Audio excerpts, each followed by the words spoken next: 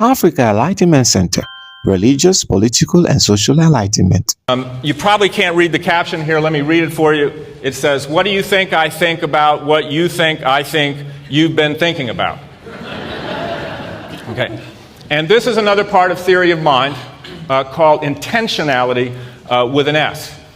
And it goes, the first order is I think, second order I think you think, third order I think you think that I think, fourth order, and we can go to about 5, sometimes 6 orders, and that's about it. And you can see, I hope, where this is absolutely crucial to social interaction. Utterly crucial.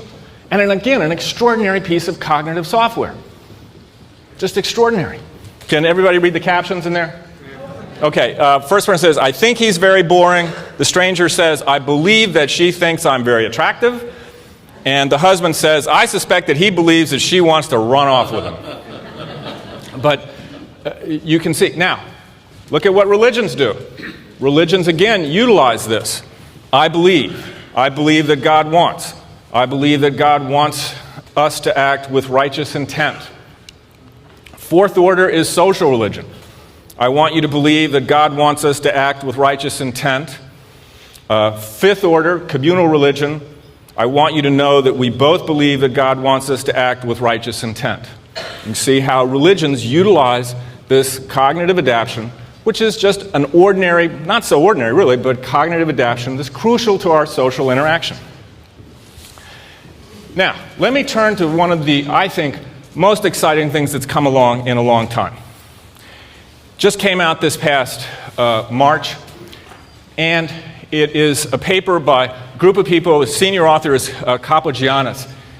This research comes from the National Institute of Health, National Institute of Stroke and Cerebrovascular Disease, which I just love. And what they did is that this is a unique study. They took 20 men, 20 women, various religions, and they put them in functional MRI machines, and they read about 100 different paired statements about religious experience, knowledge, various things.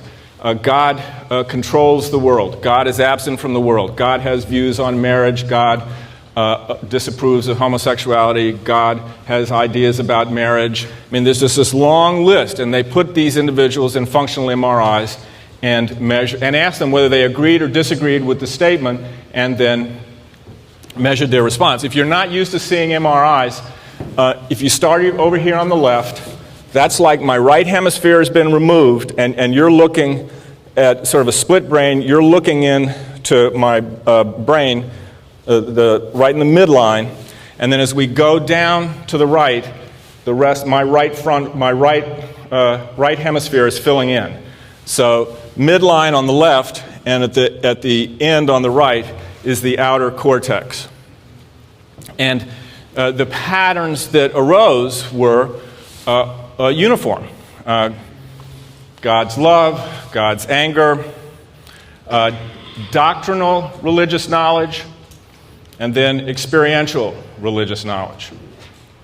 And all these individuals, the patterns came out the same. Well, why? Okay. There were 3 dimensions of religious belief that teased out. God's perceived level of involvement, God's perceived emotions, and doctrinal knowledge and experiential knowledge. All of this was localized in networks that processed theory of mind capacities, and abstract semantics and imagery. Why this is important is that it's unique. We know we've had MRI studies of Buddhist monks and some outliers, but these are just ordinary people of various religious persuasions. And what it shows is that the components of religious belief are served by well-known neural circuits that we already know about, which mediate these evolutionary adaptive cognitive mechanisms. That religion is integrated into the brain using networks for social cognition. They're not specific religious networks in the brain or specific religious networks in various individuals. They come down on well-known circuits used in social cognition. And this is, I think, powerful evidence supporting the idea that religions arise from these ordinary evolved cognitive mechanisms used in social interaction. And you've got to just love that this comes from the National Institute of Health. Now, problem of dead bodies. What do we do with dead bodies? Okay. Is he dead or is he sleeping? Okay. Okay. And what happens when we are confronted with a dead body is that, particularly if someone we love, we've got a problem because there's a conflict. There's a conflict between those theory of mind capacities that we have, because those theory of mind capacities keep on going, and the part of us, the natural kinds modules that tell us this body is quite dead. So the mind is alive, the body's dead, we have a conflict. This is why when you lose somebody that you love, you just keep on talking to them. This is it's very hard because of our theory of mind modules. It's very hard for us to conceive of our own deaths. This is why we plan our funerals. There's part of us that think we're still going to be there. Okay. And I had a patient a couple weeks ago. His best friend committed suicide. For weeks after, he's still text messaging his best friend. Okay.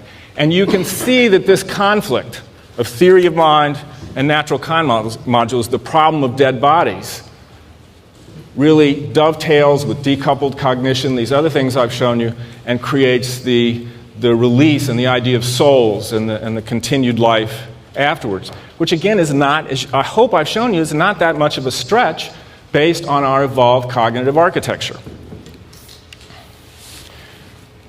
Just do a gut check. What do you feel when you see this man? I feel kindly older brother.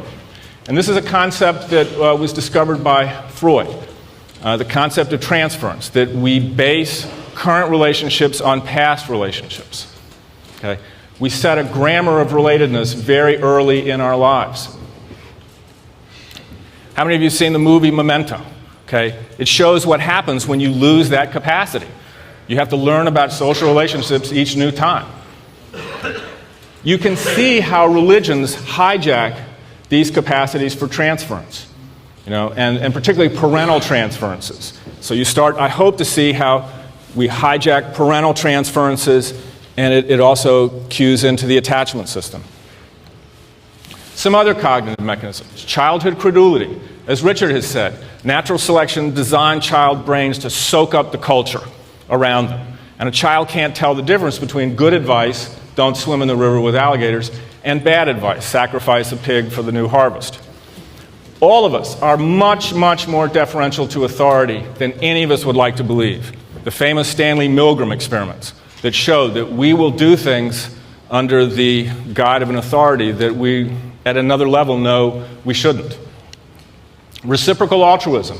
All of us keep in our heads who we owe and what we owe, and who owes us. And you can see religions utilize this. If you sacrifice, you'll receive something in return.